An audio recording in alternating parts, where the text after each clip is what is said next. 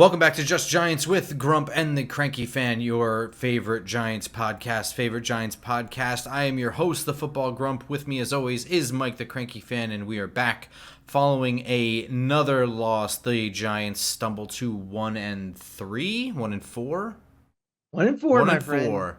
The New Orleans Saints win at home, 26-14. The Saints with their second win in 11 games. Do you know who the other win was? Probably against us. It was against the New York Giants last year. Spencer Rattler gets his first win as a quarterback. Kellen Moore gets his first win as a head coach.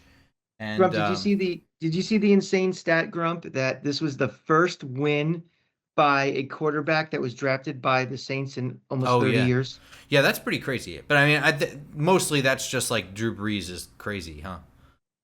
Drew Brees was there forever, but still, I mean, he's been gone for quite a while. He And, has, yeah, you know, so everybody's like, oh, you want the number one pick, you want to get ready for the offseason, and you just draft a quarterback that doesn't guarantee anything. And worst case scenarios like Cleveland and New Orleans, you draft a quarterback and it doesn't work out. yeah. That's I that's beyond believable, though. it's pretty wild. I don't want to get into other teams and franchises. We're gonna talk about the dysfunction that is New York Giants, but the New Orleans Saints have been playing with fire as an organization since Drew Brees was here.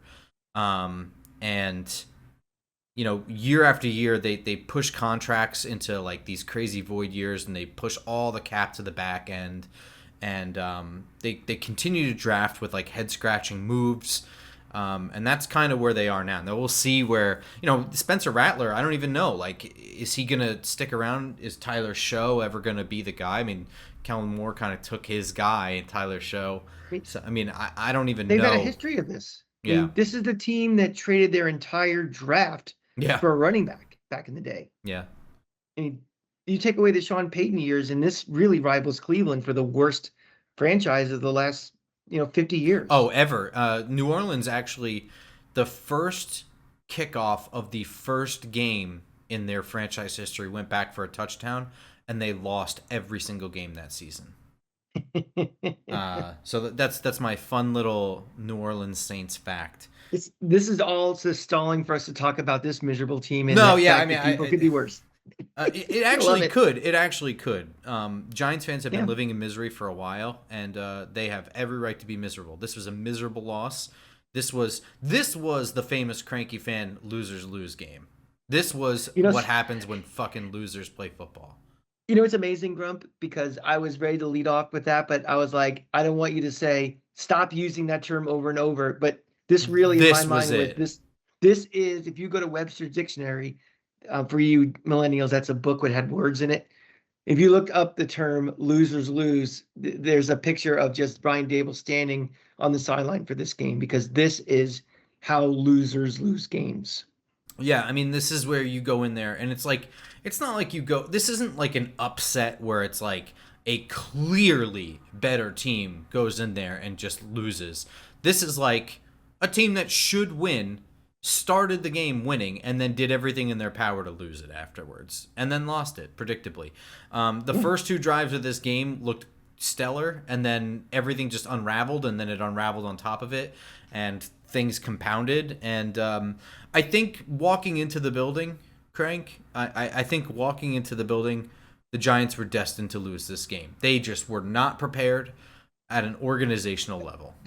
There's there are multiple levels why this team was not prepared, and we have seen these symptoms come up again and again, year after year, and it's just really one of the reasons I think the end has to come soon for this regime. You games are won and lost. I know it's a cliche; they're won and lost before they're played, but when you know ahead of time that you're going to be thin at a particular position group and you do nothing about it, when you have options, you are setting yourself up for failure. And we saw it in the last couple of years with not being prepared when a kicker goes down. Now we're seeing it when our wide receiver room is thin and needs some help. You see what the running back room is thin. You see nothing, to a short-term immediate fix. You know, we have a practice squad. We don't pull from there. There's guys sitting on the on their couches. You can get in an emergency spot, and we choose to do nothing. And this is killing this team. Dude, I mean, you're 100% right. And what's really frustrating is I can I can sort of sympathize with, you know, sort of sympathize with thinking that you are comfortable with your roster going into this game. But you know, the thing is that Tyrone Tracy, when he got injured, you knew he was going to be down for more than one game. You know, you just knew it. So I understand being like, I don't want to elevate Turbo Miller. I don't think that he's ready yet, and that's a perfectly fine. You know, in my opinion, as a emergency third running back to have active on game day, I think he's good enough. I think he can handle it. I mean, you know, you alter your game plan anyway to not put him in serious situations. If, you know, the worst happens to Scattaboo and Singletary in this game, and you know you need something, you do what you can to change your game plan to not put too much on Turbo Miller's shoulders. Maybe use Wan'Dale Robinson, and maybe at that point you're throwing the ball more. I don't know, but you do what you can. I understand that. But at the same time, it's not like Tyrone Tracy didn't like dislocate his shoulder. Like, so then bring somebody in. At the moment that that happens, there should be running back tryouts. I mean, I don't understand. You have one of your three running backs. You're not comfortable with the fourth. One of your three running backs goes down. Have a workout. Bring in some guys. You had what's his face was here in the preseason. The veteran. Name I'm blanking on. I think it was I know you're talking about. Ward or whatever, Jonathan Ward. Mhm. Why not? Why not? Just for a couple weeks. We're not signing into a $50 million contract for 9 years Exactly. guaranteed. We're talking about, you know, you see the good teams all the time. Just, you know, they pick up a guy, they release a guy, they bring him up, he's gone, he's there, he's gone. It's called roster management. It's called being proactive. You know, don't put yourself in a position where all of a sudden you're down to, you know, receivers who you just don't want to play and you have to play. And we Well, just seeing yeah, it over and over. that's the other thing too. So you have Malik Neighbors. He's done for the year. Okay, time to make a Mm-hmm. decision and do something. You don't have anybody that you work out that you like. That's fine. You have little Jordan Humphrey on your practice squad. Has done more for you in preseason than Jalen Hyatt has done for you all of his time here. There's Mm-hmm. no reason not to elevate him that I can think of. And here's the other thing. Even if you don't love anybody that you work out enough to trust them to come in and play in a short week, that's fine. I understand that. Here's the problem. We're doing this episode. You play again on Thursday night. So when you make the decision to roll with this really thin, like we're just going to fucking hang it out there with Bo Collins, an undrafted free agent, you know, Jalen Hyatt, who's done dick for us, and Gunnar Olszewski backing up Wan'Dale Robinson and Darius Slayton, you are making that commitment to 2 straight games. And I just Yep. don't understand it. And, you know, leaving the 2 roster spots open, like, yeah, I understand that you can only dress 48 guys on game day, but you're limiting the boxes that you can pull from on game day. You know, you don't know. Mm-hmm. You have Dexter Lawrence coming into this game with an illness, only plays 31 snaps. There is a chance that Dexter Lawrence starts heaving or shitting his pants. I don't know what his illness is. And he's out in the after locker room, play and you 3. can't go with him. And now you have, you know, that could have been a roster spot. And I understand that defensive tackle maybe you want to load up on, maybe you don't because they, you know, whatever. Elijah Garcia. It was just a random example. You don't know anything. Graham Gano pulls his groin every time he's in warmups. Anything can happen here, and you have one less thing at a thin position. You know, and then the worst happens, right? The worst happens. Darius Slayton hurts his hamstring. He's got to sit for half the game, and you've got Dick to work with. Yeah. I mean, it's an organization, and I blame Shane and I blame Dable about this, where they don't have the foresight to look forward for things, and then they're slow to react after things happen. It's like, how does that even possible? Like, it's like walking around like with blinders on with this team. And it's, you know, we need these little things around the margins to have any chance. You know, if your talent isn't as good as a lot of the teams that you're facing, you need that extra 2% from your coaching staff. Right. Otherwise, why are they here? Why is Dable here? Because right now the only thing I can see why he's still here is the well, Jackson Dart's his guy, Well, but it's not even everything that else it's is his crumbling guy. around you. So here's the thing. This is what's vexed me for like a year or 2 years now. It's not that Jackson Dart is his guy. It's that you brought him in because he's good at working with quarterbacks and you need a new quarterback. That's fine. But that can't come at the expense of being bad at everything else. Hmm? I'm not really convinced that he's this great offensive guru. I'm not really seeing something that looks like we're dropping back and defenses are worried about. I mean, outside of the fact that he's very good at getting the most out of quarterbacks' legs and having a So the dynamic running game built off of the quarterback, I have not seen anything, game changing. And I'm like, I get it. Like, some of the play design stuff is really, really good, but like, there are other guys that are really, really good at that stuff. So it's like, is the only thing that's keeping him here, is the only thread that he's good at working with quarterbacks? Like, so what you're telling me is the New York Football Giants have a head coach who's basically a quarterback's coach. That's what you're telling me. I mean, I don't know. It's kind of what it seems like. And if there are 20 things on a checklist that a head coach should be able to do, you know, fail, fail, fail, fail, fail, fail, fail. Okay,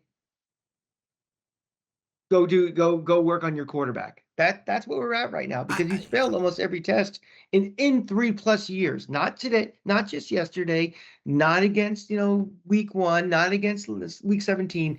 We are now talking 17 times 3 plus 5. yeah. You math majors can do that but that's how long he's been here now, It, and you can't run from your record. I'm not. I don't want to reduce Brian Dable to being a quarterbacks coach. You know what I mean? But if that's the only spot where he's giving you an advantage, is the way I should say it, then I'm not really sure. So here's the other thing, right? Like, I guess I could sort of live with that if it didn't feel like he just didn't give a fuck about anything else. Like, it doesn't feel like he gives a fuck about defense. We've discussed this before, where like he just picks whatever, completely different defensive coordinators back to back. I don't know. Maybe he picked Doesn't care Shane about Bowen special because teams. he prioritizes the run or had a good run defense in Tennessee or some bullshit like that. Still bad against the run. Yeah, doesn't really seem to care enough about special teams to have kickers ready on game day. Yeah, so I Doesn't seem to mean, care about attention to detail for things. Doesn't seem to care about clock management. Doesn't seem to care about roster management. Doesn't seem to care about really much of anything. he doesn't. He He's cared not about hard on the being, players. Yeah, I mean, yeah.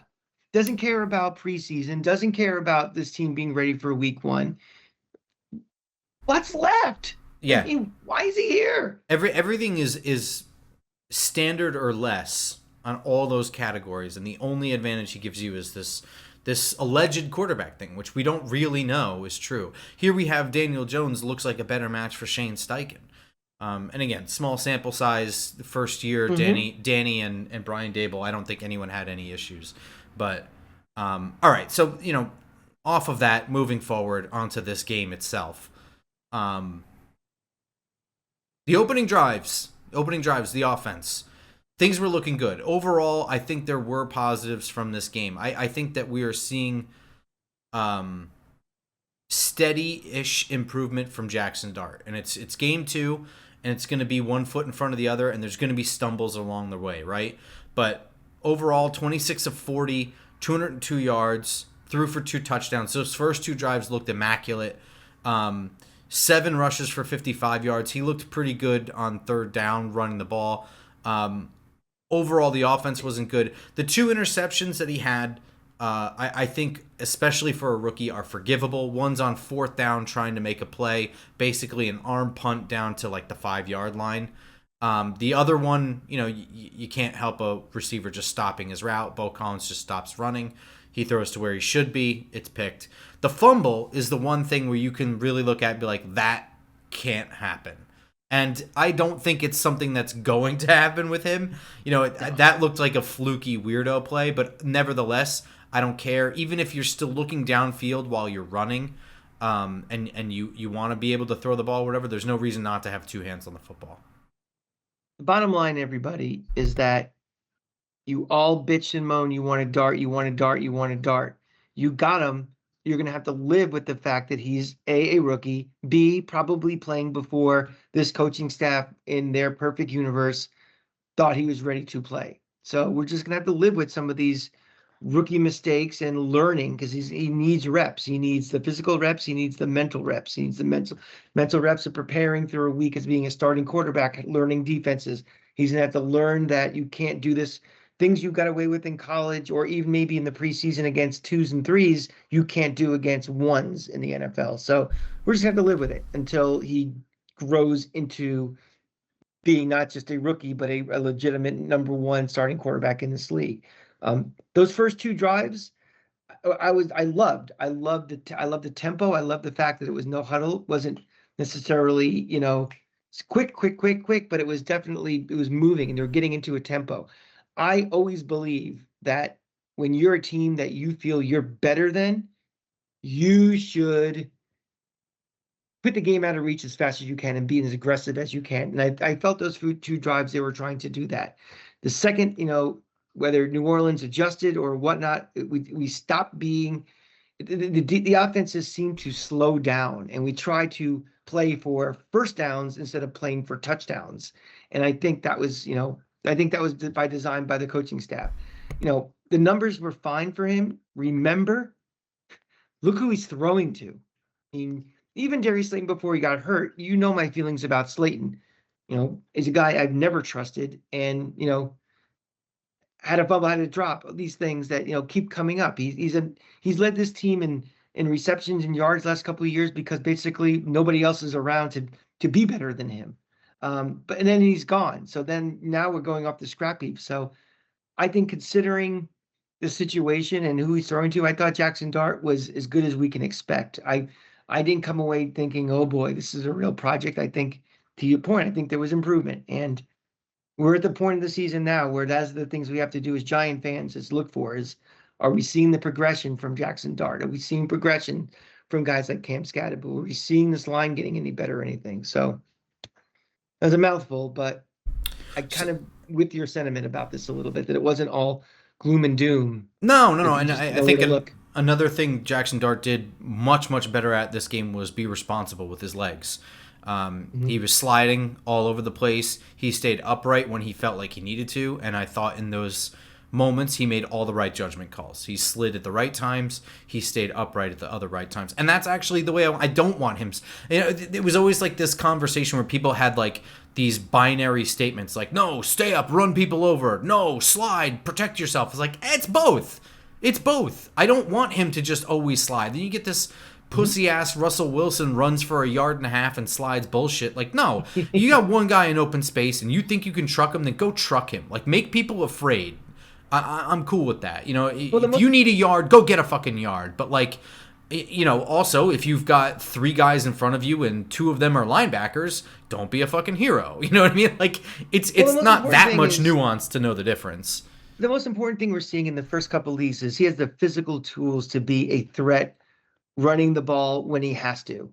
Yes. I was down in Florida this week and I saw Arch Manning, and I saw a lot of those same attributes out of Arch that I saw at Jackson Dart, where, just because the play breaks down, if he's doing his first, second, third read and he's not there, it's a real danger with those legs. And that's what we see with Dart. As he becomes, more experienced and is still not, the clock going too fast internally in his head of when to just like pull it down and run. And he's a little more selective in the running. He's going to be really dangerous in this league. Right now, he's kind of going on instinct, but I think there's a real potential that once he harnesses it, he's going to be really, really good with that.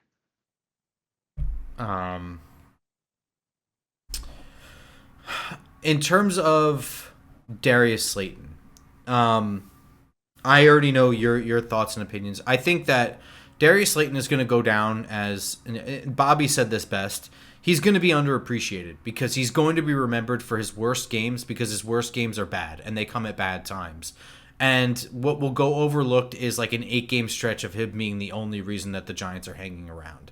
And the problem is that those games are just going to be fine, and then the bad games are going to be horrendous. And this was a horrendous game for him. This one was brutal.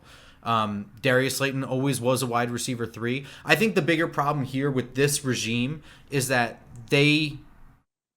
when Darius Slayton was wide receiver 3, he just wasn't part of the offense. And this, I don't want to turn around and go back to like this offense and blah blah blah blah blah and go on and on and on, but it doesn't feel like they gave a shit that he's there. And this is a dude that can run all the routes, can catch all the passes, and does have a deep speed ability to him. He is, a good wide receiver 3. That's what he is. That's the contract he gave. That was fair market value.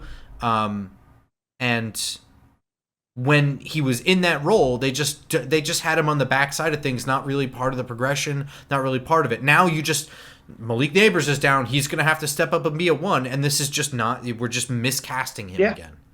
Yep. Oh, I understand that, and I appreciate that, and I'm not blaming him for being the position he is in. But if he's in the position he's in, it's not a question of, he can't be dropping balls. He can't be fumbling at the wrong time. It's just no doubt. Like I said, and that's it. It's just, the bad games small when we need him to the most. Correct. The bad games are the worst. And you know what? He'll probably be remembered as. I think he's even better than this. He's better than this, but it kind of reminds me of Matthias Kiwanuka. Matthias Kiwanuka is a pretty good player. Unfortunately was forced to move around position to position. But I think the thing he'll be remembered for most is trying to make a sack, trying not to hurt the quarterback or get a penalty, so he just lets him go, and then he runs off for 40 yards. And that's the thing that everyone remembers about Matthias Kiwanuka. And it was one play super early in his career. It was really not indicative of who he was as a player, how much the Giants relied on him at a time in which the Giants were not very good. It's kind of the same thing, and he'll be forgotten for that reason. And I think a lot of Giants fans don't even know who Matthias Kiwanuka is anymore, because I'm realizing how old I am now. I want to pivot over to somebody I actually thought had a great game, but another one that we have to put an asterisk next to was Cam Skattebo. Cam Skattebo, 15 rushes for 59 yards, which, that's now we're getting to the 4 yard per carry kind of area. He also was 6 for 7 on targets for an additional 45 yards. So 104 all-purpose yards in this game. He was punishing dudes out there. And, it's starting to get noticed him as a blocker too is the same guy as him as the runner. He is just knocking dudes over. The problem is right now, because of the injuries and whatnot, this offense is really centered around him. And right. He's not him and that Dart, guy. honestly. For as good as he is for what he does, that can't be your primary, most reliable weapon on an offense, because, that doesn't lead to a lot of explosive plays. That doesn't allow to, the field kind of going downhill. So that's not a knock on him. That's just kind of the situation we're in right now. He has to take this load on. And, the good thing about Skattebo is that he's got the whole fan base behind him. The things that he does are ooh and ah worthy from the crowd. They're going to be on ESPN. So he has a lot of bank going for him. But the fact is, this team, and not his fault, but needs more than him for this offense to move and really scare opponents. Yeah, I would describe him as the 2 in the 1-2 punch. You know what I mean? Right. He desperately needs the Tyrone Tracy. And I mean that honestly. I think the explosive plays come from him against a worn-down defense. You know what I mean? Sure. You get him, and for a while, the Giants were sort of doing something like this with Ahmad Bradshaw and Brandon Jacobs. You know what I mean? I was going to go with that, actually. Yeah, and I think that's sort of where it is. You get Tyrone Tracy in there with the better vision and the speed, and I think that kind of gets defenses off balance. You play with a lead, you get them gassed a little bit. You get some 3 and outs when you're on the field on defense, and then you put the ball in that goes vertical too. Yeah, exactly. And then you get Cam Skattebo running guys over in the fourth quarter. You get him out on the edges in the second quarter, running over DBs or whatever. If you can get that going there, he really can be the knockout punch. I can see him running over one dude and then running for 45 yards. It's not going to happen when he's getting 15 carries a game and he's the entire offense. Ideally, he's like an 8 to 11 carry a game guy, and probably even a little slightly more in the second half than the first half. That's in a perfect universe. And unfortunately, it was like the worst luck of all time. This was the losers lose play. A dude who doesn't have fumbling issues is trying to get one arm over the ball. A great play by Brian Bursey, knocks the ball out, and not just knocks the ball out, the ball flies out in a way where only a New Orleans Saint can get it, and there's nobody around. And it's like one of those things too. Like, did you see the touchdown in was it the Titans game where the ball Yeah. just like pinballed around, and then like it was just it was like a football folly that just Yeah. became a touchdown. This was just like the exact opposite. Like everything you think could go wonky with the football rolling around on the ground just didn't happen. Just went right into his hands while he's on the move, all in stride, Yeah. runs completely free and open, not a giant on the screen. It doesn't happen to Touchdown. teams like the Chiefs. It only happens to teams like us. Yeah, exactly. And I think the thing is that I think people recognize that was really just that was just a shitty play, and it happens. And every time the Giants had a turnover, there were 5, 6 if you want to count a turnover on downs. All of them happened, I think, on the plus side of the field, all on good-looking drives. All of them. Darius Slayton's fumble, Jackson Dart's stupid fumble, Cam Scadaboo's fumble. All of these happen on bad situations. And that's what's so frustrating is, we were moving the ball. It felt like one of those games like we're almost sort of dominating a little bit, and it's just like we have nothing to show for it. And Yep. it's always like, and again, that's why I think I mentioned in the beginning of the show is like, that's why I like the philosophy when you're playing a team that you think you're better than is knock them out early. I never want to be in a position when the game is shortened for, well, if one play happens, it's a tie game. Or one wonky play happens, we're losing. And guess what?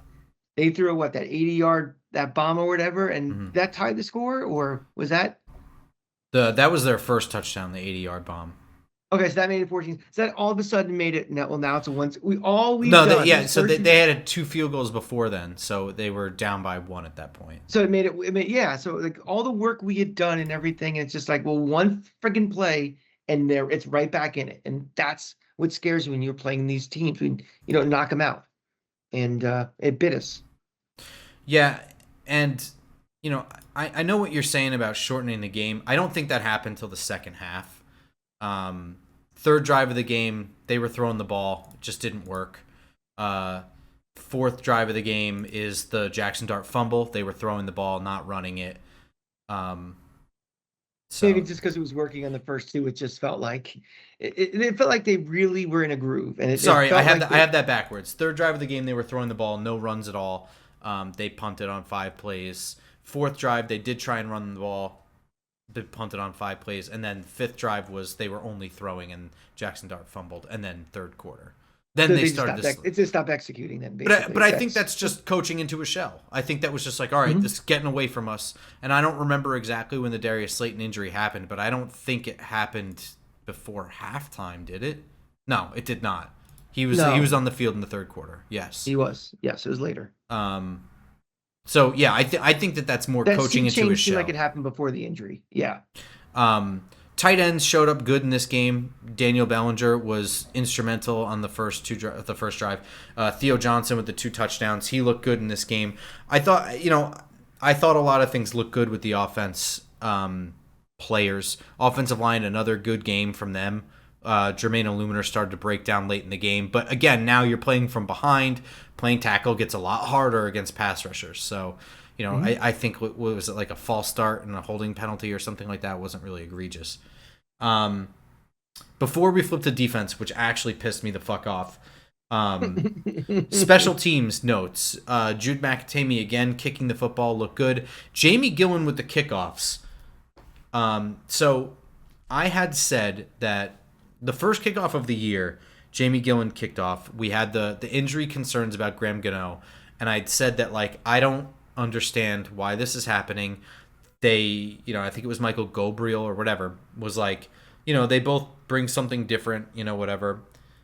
I still don't really believe that. Like, I do believe that on face value. Like, yeah, I think Jamie Gillen does bring some kind of like different kicking and like a good amount of directional kicking and whatever to utilize the new kickoff rules to your advantage, and I think that they're doing a good job of that, whereas like maybe Graham Gano doesn't. But I still think that they knew something was still off with Graham Gano at the beginning of the year. I'm not letting go of that yet. Anyway, he looked really good doing that in this game. They really, I think every kickoff, special teams is putting the Giants in a good position right off the bat. I don't know if that's like, I don't know if you took notice of that or didn't, or whatever, but I noticed it. I didn't notice it, and that's a good thing. yeah, I mean, but I mean, there were all kinds of things, right? Like they even commented on the broadcast, which I don't know if we'll have time to get into that, but there was even a point where they had a kick that was so perfectly placed. You had the returner going back, caught it in the field of play, then went in the end zone and kneeled. So now you have to start at the 20, not the 35. So like I thought that they did a good job, and for a lot of times I was marking the field position start, like the Saints were starting like inside their own 20 more often than not. That's because we were turning it over inside the 20 all the time. That too. But no. So the rule is, Grump, just to make sure we're all clear on it. So if you, on a kickoff, if you just catch it in the end zone and you down it in the end zone, it goes to the 35. But Right. if you are outside the end zone and your momentum carries you back into the end zone and you down it, it's at the 20. Correct. So that way we're preventing everybody from just running back and just downing it. Well, and just kicking it as hard as you can, and just making the kickoff a non-play. They're trying to make the play into a play, I guess. Or also you're also preventing if somebody catches it on the 5 just to work his way back into the end zone and down it that way. So okay. Yeah. Gotcha. All right. Now getting to the defense. Where the defense is good, it looks good. Where the roster looks good, they look good. The pass rush looked incredible. There were pressures all over the place. Darius Alexander is looking better. Kayvon Thibodeau is looking strong. Brian Burns continues to look strong. Dexter Lawrence only had 31 snaps. He came in sick. Nacho looked the best good. Kayvon's looked in his career. Yeah, probably. But I mean, this is right around where you'd expect that turn to happen, I think. Year 4. Yeah, I mean, I think it's good because people were a little concerned about, like, I started to hear some bust words and, is he ever going to be the impact player? And I think it's finally happening. So it's good. Wait, what year is this? Is year 3 for him? Year 4? I think this is year 3. Wasn't he drafted in 2022? Or I thought 2023. No. Let's see. I thought he was Joe Shane's first draft pick. Kayvon Thibodeau was drafted in. He's 24. He was drafted in the 2022 draft. Yeah. Yeah. So 22, This is 23, fourth 24, year. 25. So they exercised the 5th-year option on him, did they not? I believe they did. Yeah. So, I mean, whichever. This is about where I'd expect him to start turning a corner. He's been kind of like mid his whole career. Not great, not bad, not playing on good teams, so hard to tell. Yeah. But the problem is, and I could tell this without even watching the All-22, it doesn't matter because the pass rush can't get there fast enough because it just seems to be that the defensive back end we know is not elite. It doesn't have to be elite with a good pass rush, but if you're not disguising what you're doing and they know what you're doing pre-snap and then nothing happens to change it post-snap, then they're just getting rid of the ball and getting completions. And for the credit of the defensive backfield, there were some pass breakups in there. Drew Phillips had some moments. Javon Holland, Cordell Flott all had pass breakups in this game. Brian Burns too. But just not consistent enough. Just not consistent enough for the pass rush to get there all the time. And, you have a very smart head coach with Kellen Moore and finds his matchups very early in the game, finds a play where he can get Rashid Shaheed lined up one-on-one on Tyler Nubin. That's a mismatch. And it's like a rollout too. So you have, buying some time away from the pass rush, and you just nail him on this 88-yard play. And I don't think that you're going to win in today's NFL with this basic of a defense. And it's not like, oh, it's because they only rush 4. It's not. It's just you just line up and play. And quarterbacks are too smart now. And it's going to take games where you just have an overwhelming advantage. You know what I mean? Like, why did they beat the Chargers? It was like, well, the entire offensive line was hurt. So Hmm. right there, and then even then, we're sitting there, it's like, I don't really know why Harbaugh and Greg Roman just decided that they were gonna not run. Like, if they ran the ball, they probably beat us last week, probably. So there's just no coaching advantage at all. And it seems so reactive too, because this is what pisses me off too. Like the penalties, 8 penalties for 95 yards is not in a vacuum, I think, egregious, right? In a vacuum, I think that's fine. In the collective of what's happened this year, that is just too fucking much.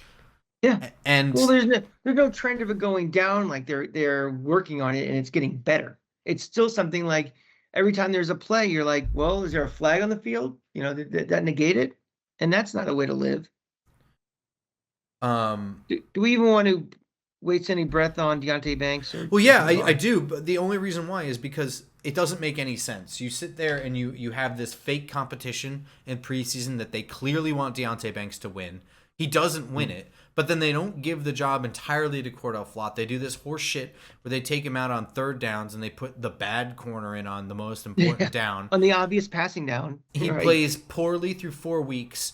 He starts this game and then he takes an interception off the board. And it's not like, oh, if he didn't drag Chris Olave to the ground, that's not an interception. Like, no.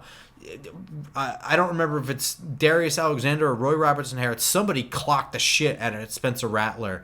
That ball was severely underthrown. There was no way Chris Olave is catching that. Javon Holland comes up and makes the pick. Oh, but Deontay Banks has his back to everything. He sees Chris Olave try and make a break back to the ball, so he grabs him by the arm and throws him to the ground. And then they take him out of the game. It's so reactive. He only played 8 snaps in this game. It's like Yeah. it's like they have to see it fail 5 times to finally make a decision on it where, And if guess they were what's going to just happen Thursday true, night? if they were just true and honest to the competition that they set out in preseason, it was clear that Cordell Flott had done everything to win that job. They just Mhm. didn't want him to. And so what, he was benched now. So 3 days later, 4 days later, we're going to play Philly. And guess what? You're going to see his ass trotted out there again. You think so? I don't know. I no longer know anymore. I, you know, I think there's a progression up the ladder of what they're going to do. And now it's like he got benched for the rest of that game. And I think he comes back. They want to try again, shorter leash. And then eventually he'll just be riding the pine the rest of the way. But I don't think they're there just yet. And that will just drive me more and more insane about this coaching staff. Yeah, I mean, I'm not saying it's like a benching specifically for that so much as it's just like this is your spot on the depth chart. You know what I Yeah. mean? Well, it's just, again, like I was talking about the coaching staff and the general manager. It's not one game, it's your collective body of work over so much time. And Deontay Banks' collective body of work over all of his time with the Giants has led to this point. Well, And it's what's like, amazing do is we they've all made need to him see get any more? worse. He's Yeah. gotten worse. Yeah. I don't like. I don't think he was this bad last year. I mean, some of the issues are the same. You know what I mean? I'm not saying like these are all brand new things. It's just this is like every play. It's like you can count on it. Like you see a good play, a quarterback gets sacked, but there's a flag on the field. It's in the defensive backfield, and I'm in my head like it's number 2, isn't it? Yep. Yep. Oh, okay, number 2. Um, it. I don't think it was this bad last year, and I don't think it was this bad the year before that. He's just progressively gotten worse. I don't know if it's a confidence thing. I don't know if it's a teaching thing, but it is what it is. Um, but Spencer Rattler going 21 of 31 for 225 yards, unacceptable. Just He's unacceptable. Spencer Rattler, for God's sakes. Yeah. And like I said it too, like he's not good. This is not a good Saints team, but he's not afraid to play quarterback. He's not, and Kellen Moore is not afraid to play him like a quarterback. There are downfield concepts. He is aiming for guys in stride that you had. The 49ers game, I mean, like I thought he was dealing. He was playing competitively. Like Buffalo was dicking around with him, but they were playing with fire for a little bit. That was a 2-point game for a little while, and just saw last night what happens when Buffalo dicks around for too long. Yeah, no kidding. I don't have a ton of. I don't know how long Spencer Rattler is going to be a starter in this league. I don't think it's going to be very long, but that was just something you could have seen happening if you let it happen. And that's the thing. Like, I know the defensive talent is what it is. It's not exemplary, but this is not horrendous, especially when you have such a good pass rush, roster in Put the them in a front. position to succeed. Yeah, Again, that's the third time exactly. I said that. It's the third time I said that tonight. Put this team in the best position to succeed, and it's clearly not being done. No, not at all. Um,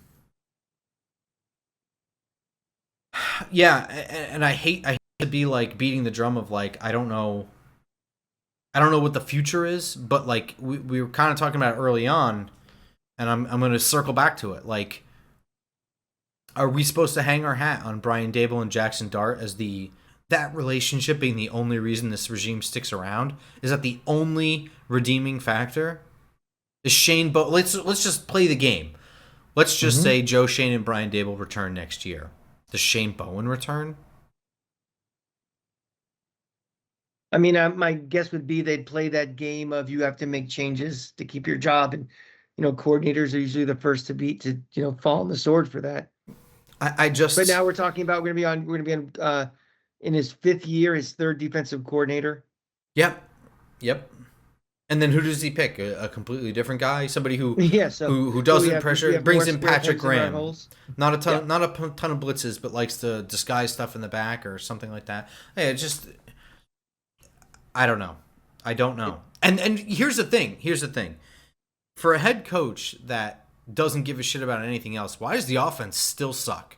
The offense has never been good in his time here, ever. We've never really averaged more than like 25 points. You'd think I mean, I'll like give. I would almost live with this if it meant we were scoring 30 points a game. I mean, how many games? He's been a coach now. We're going into his fourth year. How many games has he coached where his quarterback was either a second string, third string, or a rookie? That's a big percentage. Or a quarterback who's been hurt. Obviously not. He hasn't had a a legitimate starting quarterback who's healthy for almost any of it. But having said that, you can't all of a sudden have the offense just go to total shit, which is what has happened. Mm-hmm. So, I understand he may not have been dealt the best hand, but that doesn't mean you fold every hand without trying to bluff somebody. And I mean, yeah, that's the collective tells me that there is a fault on coaching. Okay, the mhm. collective evidence. This in a vacuum. Again, it's going to be hard to coach any team and win when you have 5 turnovers all in plus territory. And some of those are players playing. Bo Collins stopping his route, player playing. Jackson Dart, Mhm. not 2 hands on the football, players playing. Darius Slayton, players playing. Cam Scatterby, players playing. These are just the only one that just sort of lives in its bubble is the fourth down interception because it's fourth down. You know what I mean? If it were Right, third right. down, that's a throwaway, but it wasn't third down. So, um, I But we've won like two it is games in the always last the 10 months. no, I know. Mhm. In the collective evidence tells me that the players are not being taught the details. Like they're not being enforced. Details are not being enforced at practice. It's like probably the best way to say that. When guys make mistakes in practice, it's probably shrugged off. Everybody made this big fucking stink about Joe Judge making professional athletes take laps. You know what I mean? Like it's the worst punishment in the world. Like Sign me up for it. I'm all on board still. I don't know. My high school coach, if you fumbled, you carried a football with you for class for a week. You carried it with you to class. Every single class, you had to carry a football Yeah. with you, along with all your books, everything. Is it stupid? Yeah. Does it maybe get the point across? Maybe, but you're trying something. It's better than shrugging it off like it's no big deal. I don't know. The I collective think evidence tells me that this shit is just not enforced at practice. I think I think the easiest way that this coaching staff is gone next year and not back is if this team quits on it. And I'm I not don't know. I rooting for mean, any of this. I'm not either, but I think we're talking about realistic chances. Will he be back next year? I mean, obviously Jackson Dart is the one lifeline he does have. Yes. But and for everything in the ledger, game preparation, philosophy of game management, clock management, all these different things you can check off and say fail, fail, fail, fail, fail. the one thing is quarterback development is the positive, but you know, if a team quits on them, that doesn't matter anymore, I think. And losing, and this team is 1-4 now. In a couple of days, they're playing Philly. The only thing they got going for them, it's a short week, and but the problem is Philly's super fucking pissed off because they lost at home. Mm-hmm. So, And they've been that pissed becomes off too. You've had that two becomes two one in players five. bitching and moaning about their role in the offense. Yeah, I that think becomes both. 1-5. Funny enough, I And think both of those players were laying on top of each other last play of the game, unable to make a play. yeah, yeah. But that Um, that means you're 1-5. You go to Denver, you're probably losing there. You're 1-6. Oh, now we're going to Philly. We're 1-7. This team, this core is going to put up with this bullshit much longer. I don't see it. I don't, and that's the thing too. That's what I don't get. That's what I don't get about like the players coach thing. Like they're not gonna keep loving you just because you're a fun dude if you're always fucking losing. They will build a relationship with the hard ass coach if you win. You know. You know something? Kayvon Thibodeau, one of the things when he was drafted, he was excited to come to New York, is he thought he could become a star in this town. He has a big personality. When you are the Giants right now and the Jets. New York football is a complete afterthought in this town right now. That hurts their brand. And they're also competitive guys who want to win. And Thibodeau's been on this team for 4 years now. There's no winning. There's no Well, winning culture here at all. first It year, must be. What's that? the first year only. That was a million years ago, though. Even right? It's four. We It's just been. we just did the math. We just looked I it know, but up. it's a. You know what I mean, I, though. I'm It's I'm fucking around with you. in losing years. It's a million years. It's Yeah. like dog years times a million. Yes. So, but I mean, like some guys have been here, 2, 3 years. They haven't seen anything, and you can only put up with it for so long, and they survived last year. They're not going to survive again if this completely snowballs out of control. More injuries happen. You lost your best wide receiver. You're down to Darius Slayton. He's hurt, and who knows where this is going to end up. And if we have another repeat of last year, Jackson Dart is playing with potential reckless abandon. He's taking hits. One bad hit, and he's gone. And we're in Jameis Winston time. you know, who knows where the season can go from there? It's very dangerous. And I just don't think this coaching staff is going to survive it again, in spite of being the quarterback whisperer that, the bill of goods we were sold with him. Early look into Thursday, since this is all being listened to on Tuesday. You get the wonderful pleasure of not having to think about this team for like 24 hours before you have to start thinking about this team again. Early look at the injury report. Darius Slayton didn't practice Monday. That's bad. Jermaine Illuminor did not practice Monday with a back issue. That's pretty bad. That's bad. It's pretty bad, but I mean, it's bad because you're going up against the Eagles, right? Like this is a big matchup for you. This is going to be a hard one. In a normal situation, I'd say it's not as bad as Slayton.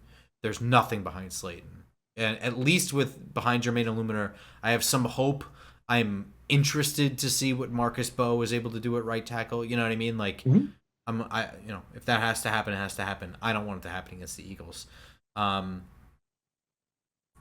Otherwise, a bunch of people limited. Saquon Barkley did not practice Monday. I am expecting him to play. He has a knee injury. I don't remember him not playing in the Eagles game. He played. Yeah, maybe it's one of those things that just popped up after the game. But Yeah. The only saving grace we have is there's only a couple of days to prepare for the Eagles side also, Right. and that kind of levels the playing field a little bit. Landon How much Dickerson is hurt. Their starting guard.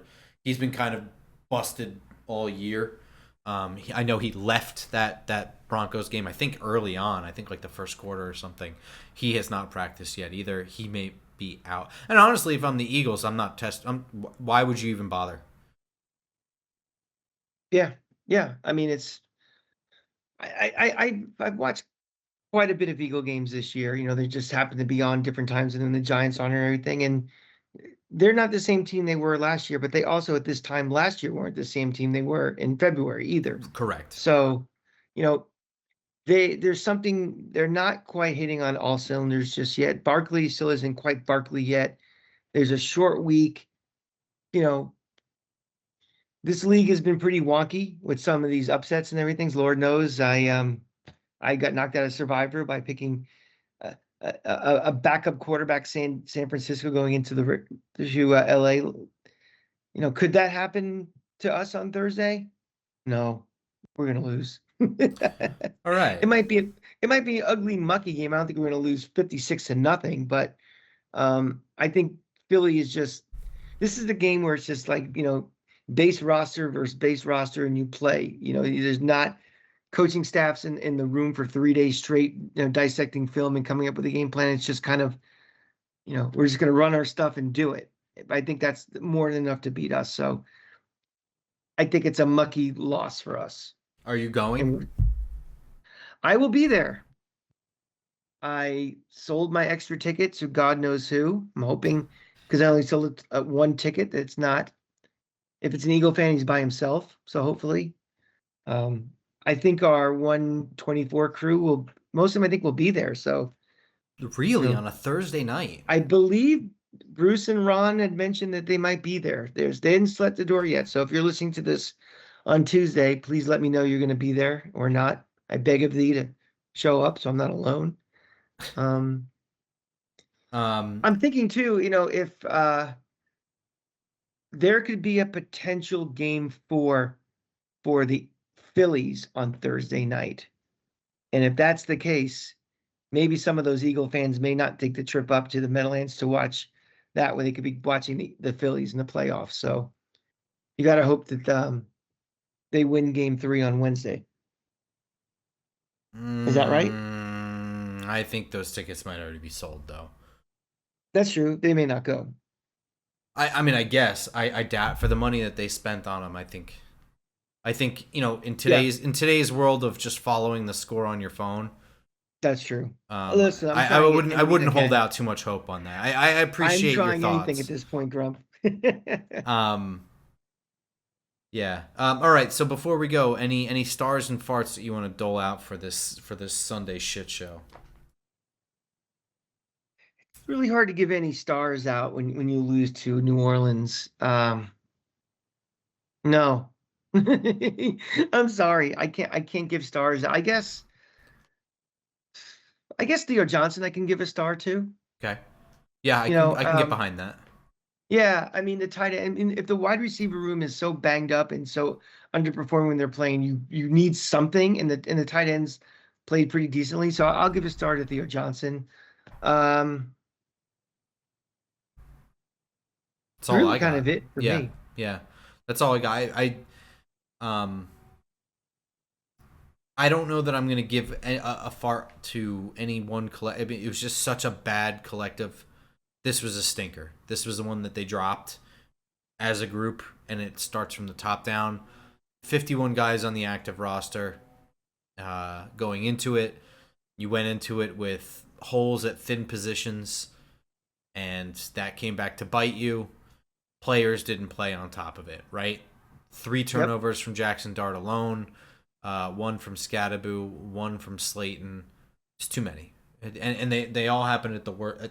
It's funny. It's like, what's worse? Having a turnover when you're driving or having a turnover in your own end? You know what I mean? Like, we sit here and say, like, oh, you can't do it there. Like, turnovers are always bad. But I think after driving, because when you work and you get nothing out of it, right. It's like if you miss a field goal, that's deflating. 13 play drive goes 77 yards and you miss a 32-yard field goal. That's deflating. If you don't even get a chance to score, that is demoralizing. Yeah, I agree with you. It's one of those things that just sucks when it happens in your own end, and you just like, well, you just gave up points because at least they're getting a field goal. At minimum, they're getting a field goal. But I remember even like there was a Giants Cowboys game that we were in attendance for, where Eli marched down the field, and then right in front of us threw a pick six in the end zone. Oh So it was like a God. 105-yard return. Oh, I And remember like that. it just like feel your heart fall all the way out the bottom of your pants. Just like, well, all that went for nothing. We did all that work and they got 6 points. Unbelievable. Hmm. So yeah, I agree with you. I think that's the shit that sucks. You do everything right and you, then you do something wrong that's so wrong it undoes it all. Uh, I'm trying to think of the last time I've ever seen a team have 5 turnovers in a row. I don't know. I'm sure we I managed mean, somehow. it's amazing. Yeah. I hate to use the term unbelievable. I Yeah, think yeah, it's no. used it. Brian Dable actually said it's tough to do that. It really is. It's very difficult to be that bad, especially Yeah, against a bad team. Which also they missed 2 field goals in this game. that's right. So I mean, this game could have been 32-14 with Sure. all of our points on the first 2 drives.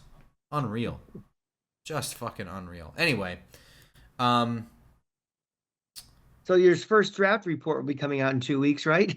yeah, no, not quite. But pivoting off of that, when are people going to see us next? We're going to do our standard Monday. Take a long weekend and really soak in the Eagles game. Yeah, let's do that. I have to actually go out to Denver next week for a work trip, but we can definitely do the show on. If this thing goes as bad as we think it could potentially be Thursday, we may need a few days just to kind of delouse ourselves and you know take a nice hot shower from that shit sandwich we're gonna watch. So we can record again on Monday. um, and what if they win? Emergency broadcast All Thursday night. right, all right. So you heard it here. We'll see you at the normal time on iTunes, SoundCloud, Spotify, and of course YouTube Tuesday morning with our Eagles Giants recap. Until then, go Giants. Go Giants.